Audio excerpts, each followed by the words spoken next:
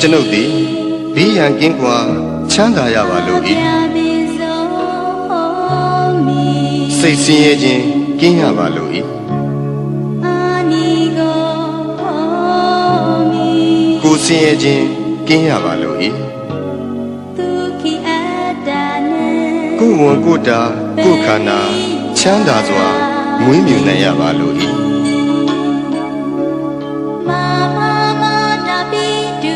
ကျွန်ုပ်၏မိဘနှစ်ပါး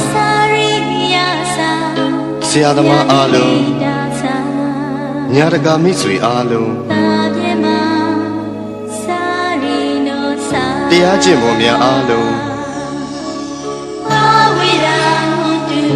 ဘေးရန်ကင်းကွာချမ်းသာကြပါစေစိတ်ဆင်းရဲခြင်းကင်းကြပါစေကိုယ်ဆင်းရဲခြင်းကင်းကြပါစေ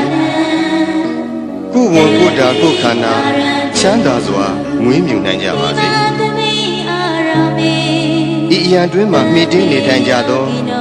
ယောဂီသူတော်စင်အားလုံး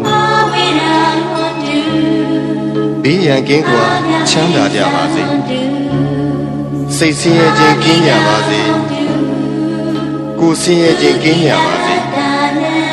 ကိုယ်ဝန်ကိုယ်တာကိုယ်ခန္ဓာ